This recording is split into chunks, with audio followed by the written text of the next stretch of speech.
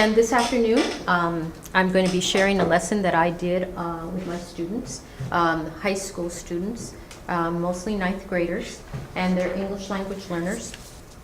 And I teach English language learners and Spanish for native speakers. So sometimes I do the same lessons with both. But today what we're going to be talking about is Americanization. And actually this lesson came about because one of my students, we were talking, and he said, well, you know, the more Americanized you are, the more successful you'll be. And I was floored. So I wanted to take that and to explore it a little more and to help students to really think about that and what all the implications of that statement were. So we did some readings. We did How to Be an All-American Girl, or it's a short story in McDougall to Tell, and I think it's by Nellie Wong. And in that story, this is a girl who talks about going to Chinese school on Saturdays and how her parents wanted her to learn and to keep her culture and language. And she hated it because she thought it sounded so awful. Her grandmother sounded like she was screeching when she talked. And she didn't like the food. She liked tacos more than she liked rice. And so she just was angry. And at the end, she says that she was finally liberated. She didn't have to go to Saturday school anymore. But she realizes that she wasn't one of them, and she was still one of us.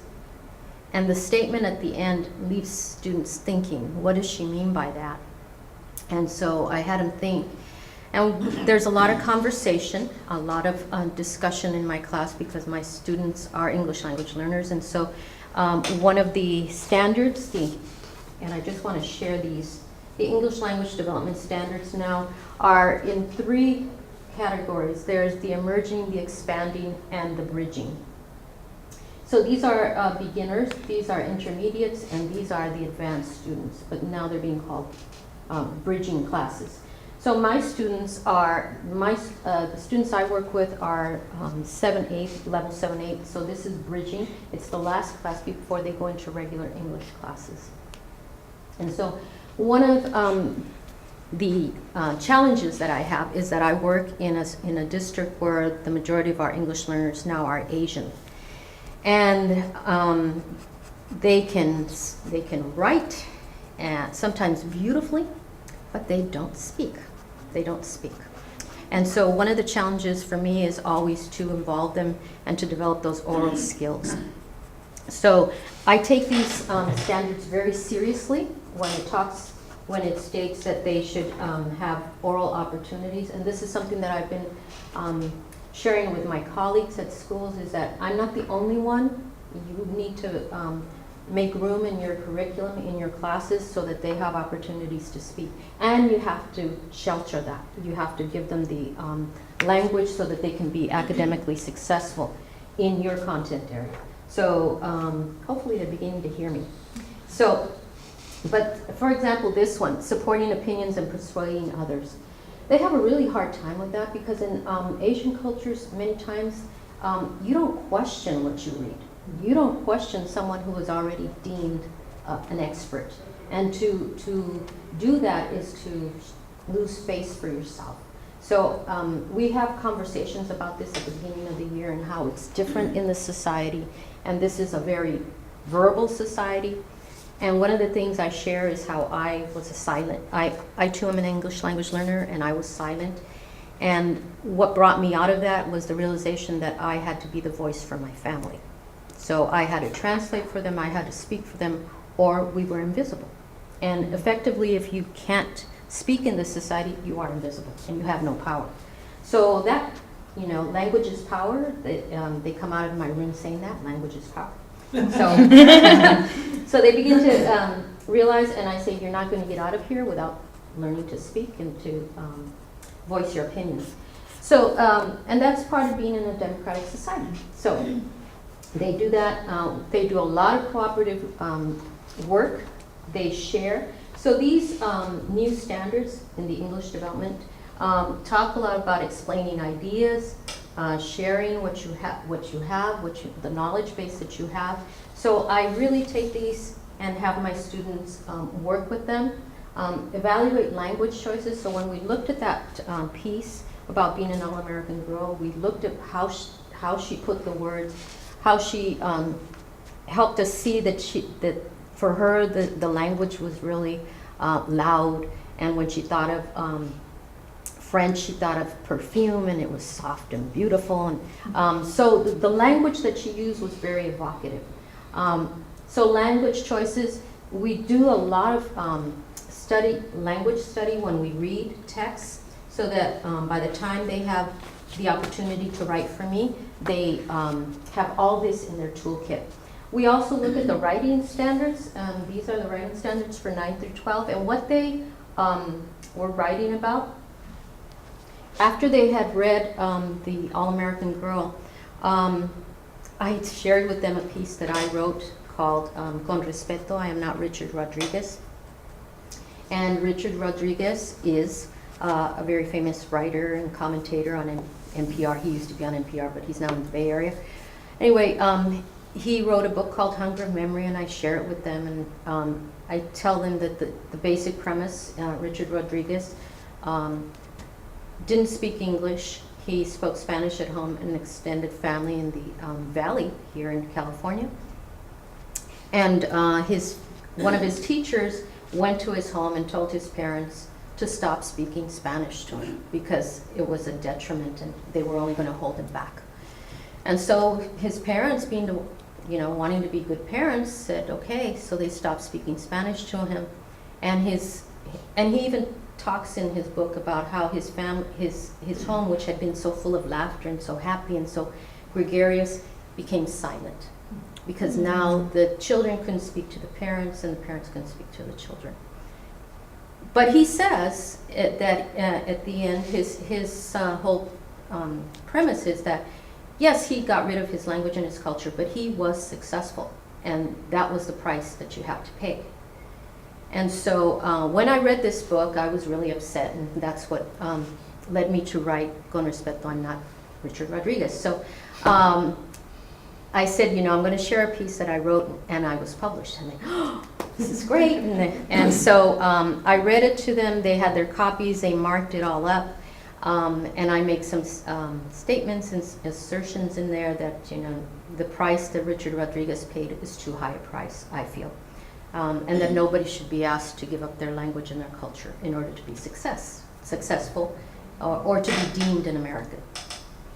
So, and I told them, okay, this is what one of my students said. The more Americanized you are, the more successful you'll be. Do you agree or disagree?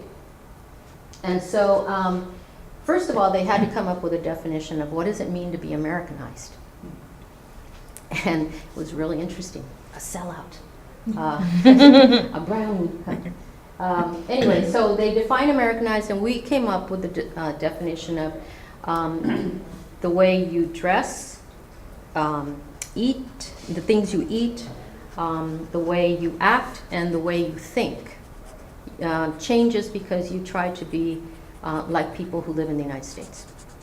And so that was their definition of Americanized. And then what does it mean to be successful? Because the first thing that everybody comes up with is money. Mm-hmm. And so some of the students said, no, that's not the only thing you should think about. What does it mean to be successful? And some said, well, to be happy and to do what you want, to be able to be happy with your family. So there were all these definitions of successful. And so they had to think about that. And then I said, what you're going to be doing now is you're going to be writing a text to examine and convey your thoughts about this idea. And I want you to come up with a topic statement, an introduction that has a hook. I want you, of course, to write complete sentences and paragraphs. I want you to embed quotes, because we've been looking at quotes and how do you put them into your piece and why do you put them into your piece. Some people just drop them in and that's it. So we had already been doing work around quotes. Details, details, details. For me, that's what my students always say, details, more details. Okay. A conclusion, it should be either about a universal theme, or you should leave your readers thinking about something, pondering something. And we have also been dealing with ethos, logos, or pathos to make an argument. And so they really felt empowered when they learned ethos, pathos, logos, those terms. And I said, and because when I first introduced them, they said, well, what's that? I said, well, ethos, is it right, morally right or wrong? Logos, logic, and pathos, passion. So when we were reading my piece, they had to identify where I used ethos, pathos, and logos to make my argument with Richard Rodriguez. And so these are the pieces that they wrote. So what do you see, or what do you notice about the writing? I really like the hook that she starts with. I think it just pulled you in right away. I was like, oh, I hope she has a translation, because I'm one of those sad monolingual people. But I think that she had some really good information. She has lots of opportunities where she kind of repeats her same idea, but she's got a lot of good bones to start with to kind of tease out a little bit more, a couple of those places. But she has a good argument. She has evidence for that argument. It's very logical. Did they have to pick one? Because I see you have or. What With do you those mean? logos or pathos, or can they mix them up? I said I wanted to see evidence of them Okay. in the writing. Okay. Yeah. It seems very logical. She's giving, okay, this is good because of this. This is good because of this. But she's also very passionate because she says that that second language holds meaning for us. Mhm. You know, so that's a personal Pathos. connection there. That And she did use a quote. And she used it well.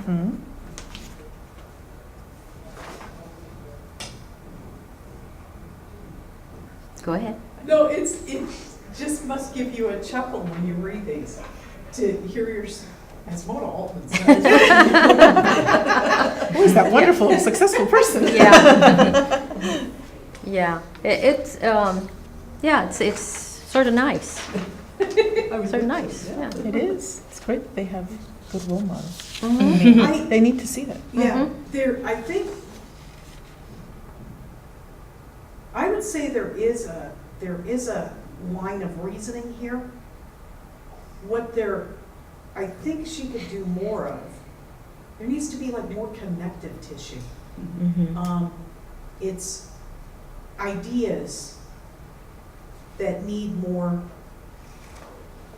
More glue. yeah.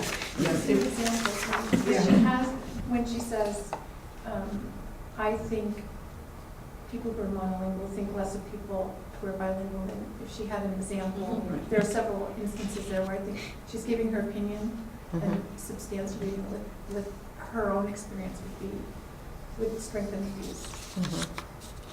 Yes, I think definitely more examples would lift it up. It was reminding me somewhat of my editorials with that lack of connection between the parts going on, and so I think some work on transitions and connecting the different parts of the argument might serve her well. Yeah. Examples. Because she does the quotes very well. Yes. It's just, And they're appropriate, they're apt. Yes. Mhm. Yes. They're not just, and They're not a lot there for of the kids sake do of a being lot of there. hit and run quotes, Yeah. but she actually doesn't. Mhm. And there is a notion, I don't have the standards in front of me, there we are. I'm looking at the informative. There is a subtle notion that could be expanded of a counter argument. Well, I think she did, like, where you want to know more, she says, I don't think we should give up our first language to learn a new one. I think we can learn more than one language and still keep our home language. Like, have her explain that more. Like, how do you do that? How do you find those connections between those languages? How do you develop one Yeah. without losing the other? Or do you have one paragraph here instead of three? Yeah. Is Mona Altman your example? And now you need a conclusion. The thing I would be most interested in her expanding on is the meaning the language holds for us. Like, I think that's. tell me yeah, about Mhm. why Spanish is so special to you, or whatever your home language is. How does it hold meaning that can't move into another language, you know? Mhm. Making that connection between Yeah. language and culture and family and Mhm. community. Mhm. And How there's- don't let that great quote at the beginning go to waste. Right. Mhm. Because it's fabulous. Yes, Well, and those of us who yes, don't, that idea needs to come I'm- back. yeah. This is- Mhm. yeah. And if we don't read Spanish, that sets the tone for her argument Right there. right there. Mhm. I don't know if she can build on that. I mean, it's a perfect way to begin, and she Mhm. could maybe expand on that a little bit, because to me, that was very Yeah. powerful. Yes. So much to build on, actually. I even wonder where she heard that. Like, does someone in her family say that? You It's know? very common. Yeah. Mhm. Yeah. And because I talk about being bilingual and the beauty of being bilingual, I say that quote Oh. too. He's quoting you. It's another multi-element. No, but she's heard it from her family too. Yeah. She's heard it. So, well, thank you, and I will definitely share those. Okay, so what do you see? I think this student has the examples that we were looking for in the other piece. Mhm. She's a very accomplished writer, I think, you know, with this Mhm. very accomplished piece. And it has that line of an argument running through it. If I were going to suggest something to her, I might ask her to think about connecting the ideas better, using more transitions. from Transitions. sentence to not paragraph to paragraph necessarily, but sentence to sentence to connect the ideas. What I love about this is that this is an example of what an argument can be if you're not worrying about shoving an argument in a 5-paragraph essay Yes. format. Yes. Because this is an extended look at really one example, Mhm. but turned inside out from its analysis to its implications. And it's a powerful reason for looking at the lens of, looking through the lens of losing your language. Parents as experts and teachers, funds of knowledge, my goodness, that's a, Mhm. I think unfortunately though that the student uses that funds of knowledge so often Yeah. that it takes away from the message that she's saying. So either I don't agree. By the way, it's a he. Oh, it's a heap, sorry. As in using the same phrase, right. I don't know if there's a way to translate it though. I don't know if there's a way to make it a synonym. There might be a way But he to- could have said yeah. you wouldn't get those I see what Andrew's experiences. You wouldn't have had that opportunity. I mean, I think there are different ways that he could say it. I think that it's 3 times in that one paragraph so tight together that for me, it kind of took away from that concept. And that was just for me. Yeah, and I agree, but I think if there was some stepping back, and I mean, we're talking about an advanced EL. Mhm. Right. Mhm. You know, the idea is so much bigger than the language Mhm. he has to carry it right now. I think that's part of it. Mhm. I love that he came back to it at the end and kind of, you know, he had access Yeah. to that, which is what made him so successful. And I think that was really powerful to tie it in there. It was just, Yeah, if I had to make a suggestion to the student, Yeah. that would be something I'd say. If I didn't know what funds of knowledge was, if I hadn't Mhm. participated in activities, I'd be like, Yeah. that's kind of weird. What's he talking about? That I know what it means. So what would be great is if he could explain that a little bit more, like what the power of funds of knowledge, and like what, maybe even give a little bit of some examples of what kind of funds of knowledge he's, carrying with him from his family. Mhm. there's that we get at Liz's notion of some of the connections in and among Mhm. those ideas and paragraphs. I think one of the things I really love about this piece is the way that he begins with the reading, Mhm. your article, and connects that to the Richard Rodriguez piece. And then he has an example of someone right there in school, Mhm. which is almost Mhm. the exact same example as Mhm. Richard Rodriguez. Right. And then he broadens that out to the Ang Lee example. So there's a real Mhm. sense of purpose here. Mhm. These are not examples that have been chosen at random. Yeah. Right, They're right. not sort of sprayed on, Yeah. as it were. Yeah. Mhm. There's a real line Yeah. that's going on here. It's very Mhm. purposeful. Yeah. The way he organized it's really Yes. sophisticated. Mhm. He's got a really solid introduction, and then he starts, I remember, like, here's something that I can directly relate to, Right. Mhm. and then my teacher, and then Ang Lee. Yeah. It's Yeah. just really intentional. Mhm, It is. Because it Yeah. makes it's very persuasive in the sense that while, many of us may not know Richard Rodriguez and certainly don't know this person in school, we all know about Ang Lee. We Mhm. know who that is and we've seen him. So I think it's very persuasive in that sense. That last sentence. I was gonna say, it pulls me back to Liz's lesson, end with a bang. With a Yes. bang. And it does end with a bang. Two is It does. greater than one. But it also brought me back to the quote in the other Mhm. piece. Oh, right. Mhm.